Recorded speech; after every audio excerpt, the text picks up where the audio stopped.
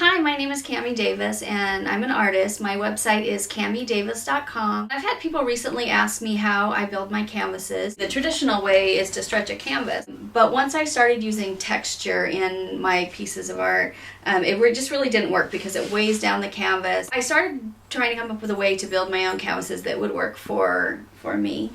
And this is a piece of my art that I did fairly recently, and this is the typical method that I use nowadays. MDF is short for medium density fiberboard, and you can buy it at most of the home improvement stores. I found what I like is at Home Depot, so I tend to go there and bug the Home Depot people. The one I use the most is a 1/4 inch MDF. The good thing about MDF and why it's used a lot in finish work, you'll see it often on the HGTV shows and cabinetry and stuff like that, is that it does a really clean edge. It's really dense, so it's very hard when you paint on it.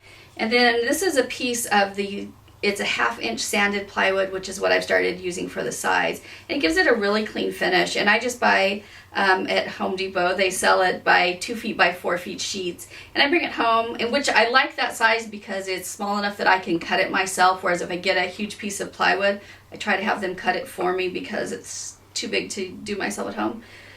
And anyway, I bring it home and cut the width that I want for the side of my canvas, and this one is 1 1/4 inch, which is fairly typical for me. So I cut it into strips, and then I start building my canvas. So let's go out to the wood shop and I'll show you how to build a canvas. So we're out in the workshop now, aka Grandma's Garage, and we're going to build a canvas that we talked about. I want to make one for these tiles. These are MDF tiles that I was painting last weekend at the Lithia Artisans Market. I want to make a canvas for them. So I've laid them out on my piece of MDF. This is what, I don't know if you can see it from there, but this is what a piece of the MDF that I buy looks like. It's 2 feet by 4 feet. So I've laid them out, and I'm going to measure to make sure I have the same space between each of them and figure out how the dimensions that I want my canvas to be. Then I'm going to make a mark on it and go cut it on the table saw. I tend to use lead points when I'm working in the shop. Measure twice, cut once, which I learned the hard way. Okay, and now we're going to go over to the table saw. So now we're at the table saw, and the first thing I do when I'm working with the loud equipment is I always put on headphones. It's probably from my years growing up and having the music cranked, not that that's particularly changed. This is the 1/2 inch sanded plywood that I've already cut into 1 1/4 inch strips. And then I've also cut a 45-degree angle on one edge of it. Now I'm going to put it down next to my MDF. Okay, so now we're going to go and cut this. Now I'm over at my miter saw and I have it set to cut a 45-degree angle. I've taken my first board, I had started with a 45-degree angle, carefully marked exactly where I wanted to do my cut, and cut the other side. Now I'm going to cut the second piece. I'm going to make sure that my saw blade lines up so they are exactly the same length.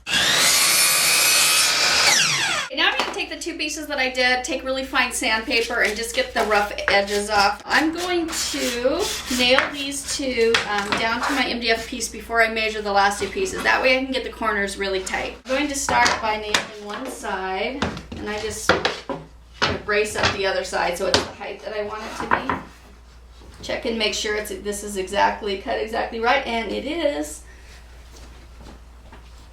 And I use carpenter's glue.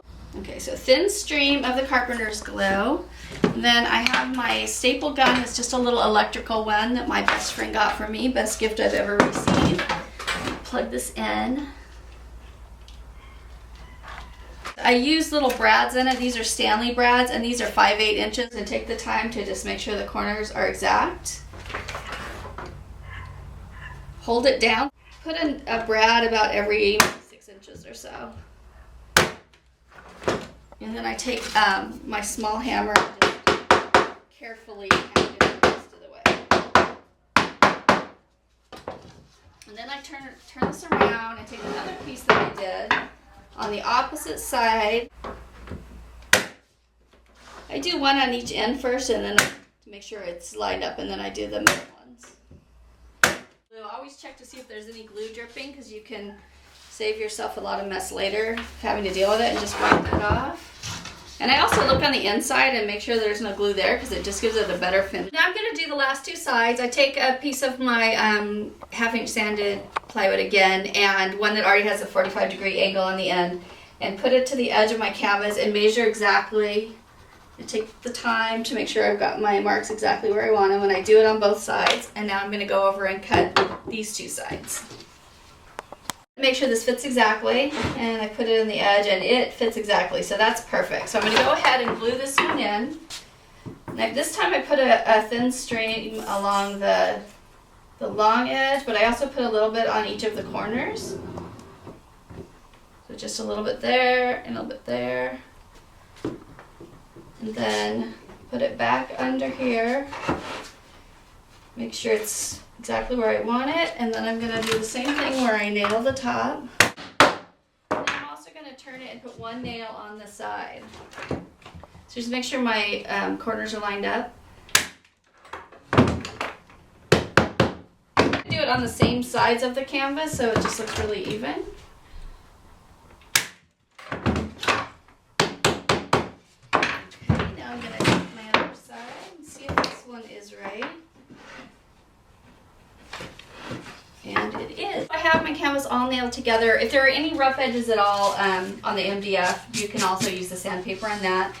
I always let it dry for 15 or 20 minutes just to make sure that the wood glue is all the way dry. And then depending on what you're going to do with it, if you're going to paint directly onto the MDF, which you can do, I would sink the nail holes and putty over them and sand it so it's nice and smooth. And then make sure you put gesso down. If you're going to put texture on it like I do, you can apply the texture directly or also put a gesso down first. And then sometimes what I'll do is I'll just paint all the edges black so that the edges are finished too. The fun part about working out in the garage is the music, of course. And I grew up in the 80s. I would recommend Bon Jovi, Def Leppard, something like that. But I didn't turn it on today because I have my amazing sister photographing me. This will probably be my best tutorial yet just because of that. And of course I have my grandma. And she doesn't like Bon Jovi, but she's getting there.